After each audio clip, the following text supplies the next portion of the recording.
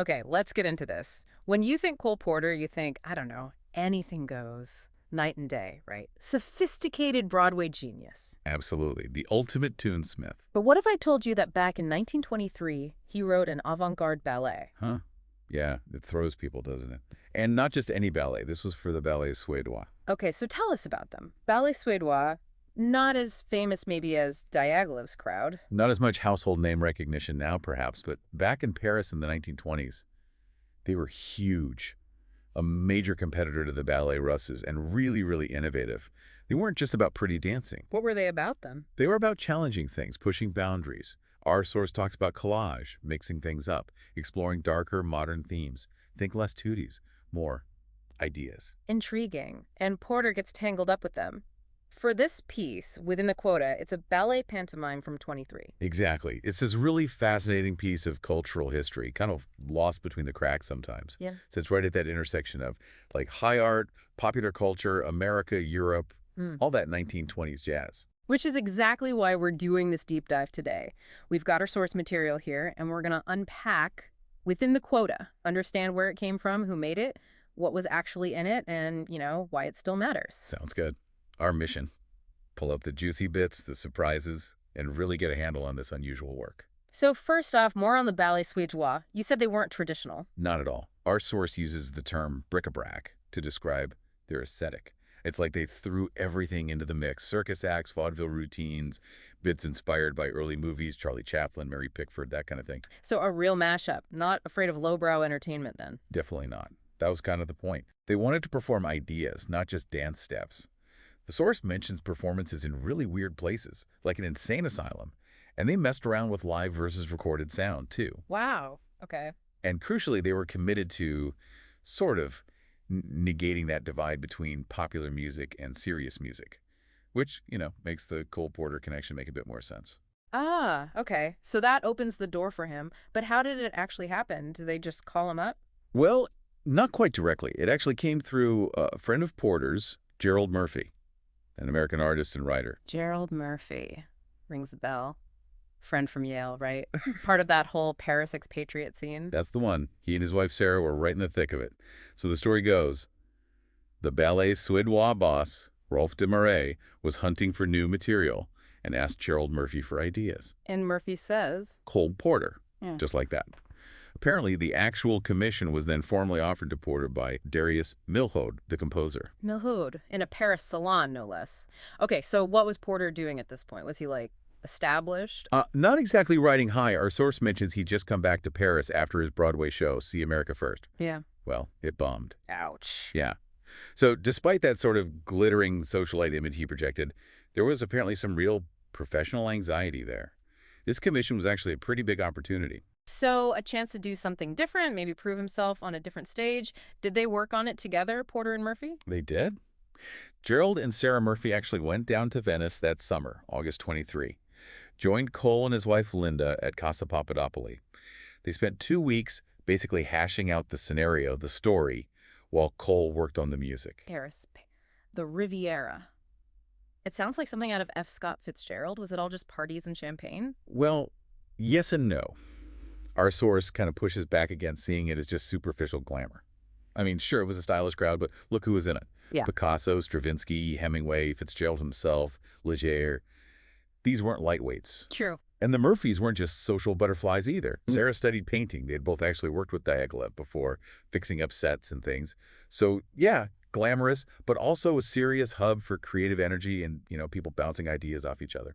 Okay, context established. Avant-garde company, Murphy connection, Porter looking for a different kind of hit. Let's get to the ballet itself. Within the Quota, what happens? So Gerald Murphy wrote the scenario, the story outline, originally called Landing. And our source says it doesn't really have a plot in the usual sense. It's more like a series of encounters. Encounters for who? For the main character, an immigrant, played by Jean Börlin, who was also the choreographer. He arrives at Ellis Island, and all he has is this tag showing his number in the immigration quota. Number 13, naturally. Of course. Unlucky 13. So who does this immigrant meet? He meets this parade of characters that our source calls a Hollywood cast. Basically, exaggerated stereotypes straight out of American silent movies. Like who? Okay, so there's this ridiculously wealthy, bejeweled heiress. Apparently, Sarah Murphy modeled her on her own sister, which is kind of funny. Huh. Then there's a character described as a strutting colored gentleman, very flashily dressed, performed by a dancer named Kaj Smith in blackface. Right. We need to address that. Absolutely. Our source is very clear on this. It notes that Porter wrote some of the catchiest music for this character, but it also explicitly states that the company director, de Marais, had this documented fascination with blackface minstrelsy and had even staged what was called Negro vaudeville around that time. So the source presents this factually as part of that specific historical and artistic context, however problematic it seems now. It's not endorsing it, just reporting de Marais' documented interest. Precisely. It's a complex part of that era's avant-garde engagement with black culture, and the source lays out the information it has. Following that character, the immigrant meets a sophisticated jazz baby, sort of a flapper type, supposedly based on the movie star Paul Eger. Okay. And finally, a really rugged, tanned cowboy. Classic American archetypes, right? But it's not just a meet and greet. They get interrupted, you said. Yeah, interrupted or accosted, as the source puts it, by these other figures, sometimes called figures of fate, sometimes reformers. Reformers, like... Think symbols of American moral authority or maybe disapproval. There's a prohibitionist, a tax collector, a sheriff, even a film censor. They kind of crash the party for these glamorous movie types. Wow. That sounds visually really interesting. Sarah Murphy did the costumes, you said. Yes, and Gerald Murphy designed the backdrop, which became pretty iconic. He was into artists like Picasso and Braque, who were sticking bits of newspaper into their paintings. Cubism. Yeah, right. So Murphy's backdrop was this massive front page of a trashy American tabloid newspaper. Yeah. Just blown up huge. What kind of headlines? Oh, perfectly scandalous ones cited in our source. Things like unknown banker buys Atlantic. Or dancer renews heartbalm case, which apparently echoed a real juicy lawsuit happening at the time. So literally using tabloid sensationalism as the setting for America. Exactly. The image is the reality, in a way. And apparently, in the drawing he did for the program, Murphy snuck in a little inside joke. The logo for Mark Cross, his family's luxury goods company, is apparently visible just under the immigrant character's legs. A little wink to his own background, maybe the commercial reality behind the American dream or nightmare he's depicting. That's brilliant. So what's the bigger picture here? How does our source interpret all this? The immigrant, the movie stars, the reformers, the newspaper? The source suggests it's looking at American identity, particularly that sort of puritanical disapproval, maybe aimed at the European immigrant. And the way the immigrant seems to overcome this isn't by fitting in, but by becoming famous, like a movie star himself.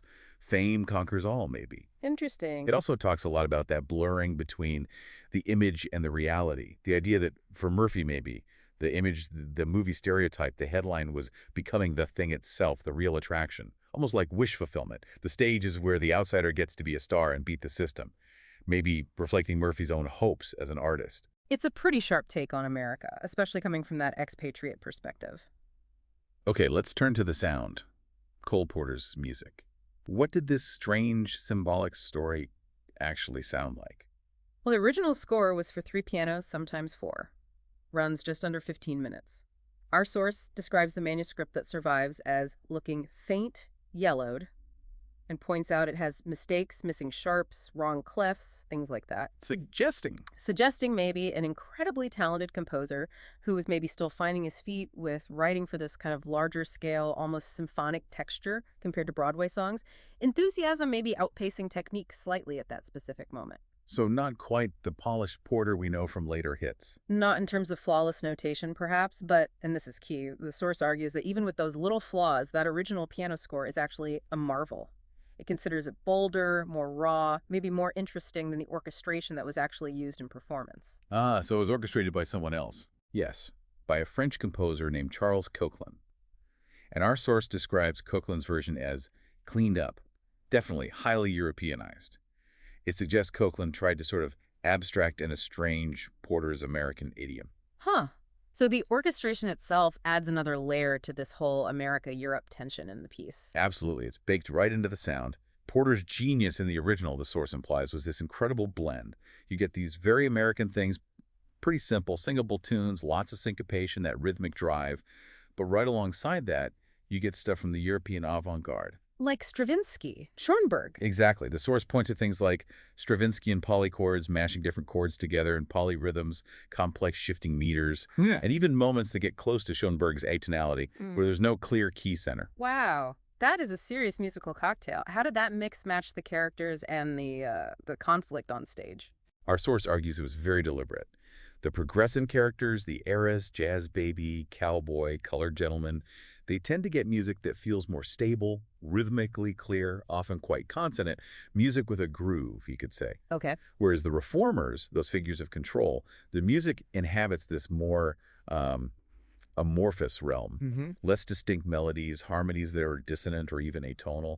Their themes sometimes even sound like twisted, distorted versions of the main character's music, popping up in weird keys. Can you give us any specific examples? What did the era sound like, or the cowboy? Sure. The source mentions the opening uses intervals like the octave, minor seventh, major second inversion, setting a slightly unsettling modern mud. The heiress's theme has this grounding minor seventh chord, and interestingly, the source notes a connection, some specific little three-note patterns, trichords, that parallel something in Porter's later hit, Night and Day. No way. A hint of Night and Day back in 23. Apparently so, according to this analysis.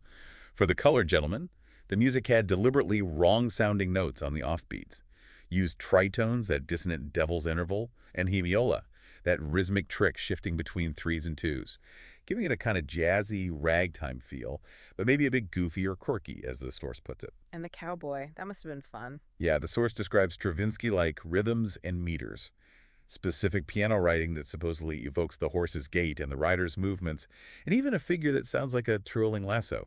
The jazz baby's music is just described as slinky, probably using close intervals, semitones, maybe augmented seconds to get that feel. And the reformers just mess things up musically. Pretty much. Their themes distort the others, often appearing shifted to the sharp side of the harmonic spectrum, keys that feel musically distant or just plain wrong compared to the main sections. But the weirdest thing, the thing our source calls a potential in-joke, is a direct quote from Handel. Handel, like Messiah Hallelujah chorus Handel in this ballet. Exactly. Right at the start of the heiress reformer section, apparently. It seems totally bizarre. Completely out of left field. Why? Well, the source speculates it links back to Porter's own training. He studied classical composition pretty seriously at the Schola Cantorum in Paris. He knew his Baroque counterpoint, his Handel. Okay. So the theory is, maybe for Porter, the rigid, formal structures of Baroque music felt, in their own way, as artistically confining or oppressive as something like Schoenberg's superstructured atonality might feel to others. It could be Porter musically commenting on different kinds of artistic rules, seeing the highly academic Baroque tradition as just another kind of reformer trying to impose order. Huh. So the musical clash isn't just American versus European avant-garde, but also maybe popular instincts versus academic training. The reformers on stage are like the professors looking over his shoulder. That's a fascinating interpretation the source puts forward, yeah. It makes sense of that otherwise baffling Handel quote. And it frames the whole ballet, which got known as the first jazz ballet, even though Copeland's orchestration wasn't pure Tin Pan Alley, as this complex, tense negotiation. So how did this complex, tense negotiation go down with audiences? Was it a hit or? Well, that's where the story gets contradictory. Our source really digs into this. When it premiered in Paris, the French reviews were apparently pretty dismissive. Slight and repetitive is how the source characterizes them. Okay, not great. But then, the Ballets Suédois took the show to America for a tour in 1923-24. They performed Within the Quota 69 times across the U.S. and the American reviews. Yeah. Much more detailed and often really positive. Oh, interesting. So the Americans liked it better. It seems that way, or at least engaged with it more seriously. Now, here's the puzzle. Some accounts, especially from later critics or early biographers of Porter, paint the ballet as a failure. They say it flopped, and that's why Porter basically gave up on the avant-garde and went back to writing Broadway musicals. The failed experiment narrative. Exactly. But our source strongly contests this, citing other biographers like Amanda Vail. They argue it actually got the equivalent of a hero's welcome in the States, was immensely popular, and even got promoted on the bill from being just a curtain raiser to being a main feature. So why the disagreement? Why would some people call a popular show a failure? The source suggests that failure narrative might have been constructed after the fact. To make Porter's later career trajectory sticking mainly to Broadway seem neat and logical. The argument is that Within the Quota, with its mix of high and low, popular and serious, was exactly what the Ballets Suédois aimed for. It succeeded on their terms. The different reactions just show how art gets viewed through different lenses, maybe nationalist lenses too. That makes sense. History isn't always neat. What happened to the people involved? You mentioned the choreographer, Jean Börlin. Yeah, it's quite a sad story, actually. After the Ballet Suédois folded in 1925, Berlin came to the U.S. trying to find work. But our source describes a tragic end. He died only 5 years later, just 37 years old. Apparently worked himself into the ground for the company, struggled with substance abuse, health problems, just burned out. Oh, that's awful. A real casualty of that intense artistic world. And the ballet itself, does it have a legacy? Do people perform it now? Well, the huge problem is that Berlin's original choreography is completely lost. Nobody wrote it down, it wasn't filmed. Nothing survives except photos and costume sketches. So you can't really revive it accurately. Pretty much impossible. Yeah. But people have tried to do, well, reconstructions. How did those go? There was one in 1998 by Millicent Hodson and Kenneth Archer for the Royal Swedish Ballet. Our source is, let's say, skeptical. It points out they only had those photos and drawings, so they basically had to guess, using ideas from silent movies and old-fashioned magazines. That sounds shaky. Yeah, the source notes specific things they got wrong, according to the original intentions, like making the heiress look like Gloria Swanson instead of Pola Negri, or giving the jazz baby a generic flapper shimmy instead of something specific. They even added a character that wasn't originally there. A critic quoted in the source basically said the choreography felt generic, like it could have been from any ballet of that time. So more of an homage inspired by the visuals, not a true reconstruction. Seems like it. And there was an earlier homage, too, in 1970 by American Ballet Theater called Times Past. Our source corrects the record here. It wasn't based on deep research. Apparently, ABT tried to get Coquelin's original score from the Dance Museum in Stockholm, Yeah. and they were mysteriously refused access to it. Mysterious. Why? Who knows? Bureaucracy, maybe. Anyway, because they couldn't get the Coquelin score, they had to commission a new arrangement just for 2 pianos. And one critic, quoted in our source, said it ended up sounding in places like, wait for it, Henry Mancini. Henry Mancini. For a Cole Porter avant-garde jazz ballet. I know. Talk about smoothing out the edges. So you have this fascinating situation. The first jazz ballet, arguably, has seemingly never been performed with an orchestration that actually sounds like, Cole Porter jazz or Broadway style. That's wild. Coquelin's was deliberately Europeanized, and the later attempts just went in completely different directions. Exactly. And our source kind of muses on this. Maybe that persistent musical ambiguity reflects the tension in the piece itself, Porter's background versus the avant-garde context. Or maybe, in a way, that slightly unsettling, not quite jazz, not quite classical sound actually fits the theme of blurring reality and illusion better. Maybe straightforward Broadway music would be too real for a story about an immigrant dissolving into a Hollywood fantasy. What Within the Quota ultimately demonstrates, I think, is that it's so much more than just a weird footnote in Porter's career. It's this incredibly dense, complex creation, a real snapshot of 1920s transatlantic modernism. Boldly mixing high art, low art, grappling with identity, performance, the power of the image. It's got it all. It really does make you think about how artists like Porter have to navigate these different worlds, right? The commercial pressures, the avant-garde experiments, tradition versus wanting to break new ground, and how one single piece can end up with such totally opposite narratives, wildly popular here, a failure there. It says so much about how we interpret art through our own filters. Absolutely. And maybe there's a final thought here for us today, living in our world, which is just saturated with images, curated realities, online personas. What can we learn from a nearly century-old ballet that argued the image itself becomes the real attraction, the thing people desire? It really pushes you to question how we understand not just history, but maybe even our own identities when that line between the performed self and the real self feels blurrier than ever.